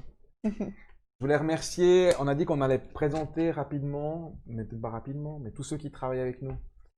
Alors, je vais commencer par Kawan. Je vais commencer par la fondatrice de la fondation, qui est aussi mon épouse, qui s'appelle Ayu. Kawan Ayu, qui est directrice de la fondation et directrice de la fondation Kawan Bike Indonesia, qui est très très impliquée dans nos activités, que ce soit FFI, Fair Future Foundation Suisse, Fair Future Indonesia, qui a quitté son emploi pour s'investir pleinement dans les activités humanitaires, en faveur de l'humain et de l'humanité. Elle avait un emploi fixe. Voilà, elle a pensé que c'était le plus juste maintenant. Kawan Gogon, qui est là depuis le début, qui lui est un acteur humanitaire. J'appelle ça un acteur humanitaire, mais on va appeler ça un éducateur, quelqu'un qui est impliqué pédagogiquement, éducativement. Il hoche la tête. Qui est vraiment très, qui a une âme, il a peur un peu de tout. C'est un activiste au grand cœur. C'est le Robin des Bois. It's Robin Hood, actually. Yeah. Gogon, you agree with Gogon that? is like Robin Hood. You know Robin Hood? Yeah. It's a good one. It's a hero. Kawan Vivik, qui est un peu comme comme Gogon, qui est lui très aussi impliqué dans les actions humanitaires, qui est venu pour la première fois avec nous à Sumba. C'est grâce à lui que vous voyez toutes ces belles photos aussi, qui prend la plupart des photos. Terima kasih Kawan Vivik untuk foto gambarnya ini bagus sekali. Matur nuwun bro. Kawan Yosa, qui est là depuis le début, qui est celui qui vous fait tous ces sites internet avec moi, qui est là depuis le début, qui est un type que j'ai rencontré il y a 2 ans environ, qui est un jeune web designer, et qui fait des choses super, très calmes, très posées, qui parle pas beaucoup. He don't speak too much, but when he speak, he speak always very well. Kawan Anissa, qui est la femme de Gogon, qui a accouché d'une petite fille au mois de mars avec le Covid, et puis qui vit à Banyuwangi, et puis qui va revenir à travailler avec nous le mois prochain. Il va revenir à Bali, habiter dans l'ancienne maison d'Elisa. Oui. La fondation a donné à Gogon. Andri, qui nous a rejoint le mois passé, qui a rejoint la Fair Future Indonésie. Voilà. Qui est fondateur avec moi et avec Bob et moi de Fair Future Indonesia. Donc voilà. Bob qui est un autre ami qui n'est pas là aujourd'hui, mais qui est très important pour nous également. Et oui. Et puis Bob, évidemment, Bob qui est un activiste de la première heure, qui est très inspirant quand il parle, qui est très intéressant quand il parle, qui est pas là aujourd'hui, qui est un type d'origine comme Andri, qui est d'origine de Sumatra. Si vous ne savez pas où est Sumatra, ouvrez Google Maps, vous allez voir l'Indonésie. Et puis à Sumba, il y a Novi, à Kawan Novi, qui est aussi là depuis le début de Kawan Make Indonesia. Travaille à plein temps pour Kawan Make Indonesia à Sumba. C'est elle qui s'occupe du projet Photo Sumba Stories, que Gogon vous présentera bientôt. Et avec Vivik, qui est un projet remarquable, qui est terminé, mais voilà, vu qu'il doit se terminer sur une exposition, avec le Covid, c'est quand même compliqué. Est-ce qu'il n'y a pas Salupa? Oh, c'est bon. Ah oui, Kawan Deborah, qui est à Banyuwangi, Kawan Deborah, qui est à Surabaya, Deborah, Deborah qui est la comptable de Kawan Make Indonesia, qui est une comptable, donc qui est une personne très introvertie, mais qui est une amie chère et la meilleure amie de Dayu, et puis qui est par la. Excuse-moi, c'est qui la comptable de Fair Future Foundation? C'est toi? J'ai l'air introverti? Non. C'est pas des généralités alors? Ouais, mais en général les comptables, enfin. Daniel, si tu m'entends de là où tu es un mec hyper introverti, puis je t'ai bien dérouillé les écoutilles quand on s'est rencontrés. Et même Carmen, peut-être que tu nous regardes, je crois que tu peux l'approuver. Et une petite pensée pour Daniel, évidemment, qui nous a quittés au mois d'août. Et Carmen, on t'embrasse. Et puis Carmen, on l'embrasse aussi. Tous les potes de Suisse, à commencer par Maxime et Chloé, qui sont depuis longtemps membres de la Fair Future Foundation. C'était cool de vous parler l'autre jour. Si demain, vous avez envie de vous impliquer dans la Fair Future Foundation, vous pouvez contacter Elisa, elle vous trouvera quelque chose à faire en Suisse. Vous voulez développer le shop en Suisse ou en France, un shop équitable, avec des produits locaux, ou pourquoi pas étrangers, avec des produits français ou de Suisse, je ne sais quoi. Vous pouvez le faire aussi, elle est là pour ça, Elisa. Le mail n'a pas de frontières, c'est pas parce qu'on a 20 000 km qu'on ne va pas répondre aux mails. Un grand merci à Adriano aussi pour son soutien depuis des années. C'était quelqu'un que je connais depuis maintenant 15 ans, je crois que je travaille avec lui. Avec lui à Sherpio. Et puis, si vous voulez nous aider, ben voilà, actionforfairfuture.org, fairfuturefoundation.org, kawanbikeindonesia.org. Et puis, c'est tout ce que je voulais dire. Je crois qu'on va s'arrêter là. Vous voulez pas de remercier quelqu'un? De remercier, bah attends, qui? Je sais pas. Je sais pas, une petite idée comme ça. Non, je vois pas. Non? Ok, bah je me casse. Non, je me laisse en paix. Et puis, bien sûr, ben, merci à ma fille d'avoir fait ce choix incroyable de venir. Un jour, elle m'a téléphoné. Elle m'a dit, papa, j'ai un truc à dire. Elle tremblait au téléphone. Elle était sur Chier, Skype. elle est enceinte. Et je lui ai dit, Chier, t'es enceinte? You're pregnant or what? And then she said, no, I'm not. I will tell in English because it's quite funny. She just called me before, like, it was in, I don't know, like in November or something, maybe before October. And she said, Dad, I want to tell you something. And like, she was like really looked like a girl want to ask something very important to his mother or father, you know, like this face, like serious. And I was thinking like, well, fuck, you're pregnant. I mean, fuck, no. Oh, you're pregnant. No, not pregnant at all. Dad, I want to come to work with you in Indonesia. What do you think? And I'm scared to ask you. Elle m'a dit, j'ai peur de te demander parce que ça takut minta bapak sama kerja sama bapak di Indonesia. And I said, no, but no problem. Bah, viens, génial, fantastique. Alors, c'est un truc, une expérience aussi. Hein. Travailler avec sa fille. Alors, déjà que travailler avec son boss, c'est difficile de le traiter de tous les noms d'oiseaux, mais en général, quand on traite son boss, je m'excuse. Hein. Quand on dit ta gueule fait chier à son boss, en général, tu te fais virer. Moi, je peux pas la virer, c'est ma fille. Donc, non, et moi, je peux pas te virer, t'es mon père. Ouais, du coup, il y a des fois, on se chauffe grave, mais c'est toujours avec amour, hein, en fait. Non, vraiment. Hein. Des fois, on s'envoie des vannes, elle a envie de me baffer. Hein. Terrible. Là, il y a quelques jours, il y a une semaine, elle est partie, mais furax. Elle me dit, va chier avec tes conneries, machin, etc. Puis en fait, non. Puis en fait, après, le lendemain, on dansait ensemble. Elle m'a dit, papa, je t'aime de tout mon cœur. Et puis, c'est beau. Enfin, ça, c'était un des plus grands moments de ma vie. On va conclure? Private. Mm. On vous embrasse. Merci pour tout. Merci No Problem TV. Merci André d'avoir focusé pour toi. Hard job because you don't speak French. Ouais, ça c'est vrai. Je compte pas le nombre de fois où il m'a regardé paniquer en me demandant des yeux. On en est où? Et on a fait 2 heures d'émission. On a Ouais. 2 heures de parole en français. Ouais. Ça m'a fait du bien de vous Je pense que rencontrer, c'est de beaucoup. vous parler. Voilà. À bientôt. Salut Merci tout le à monde. tous. Dada. Bye bye.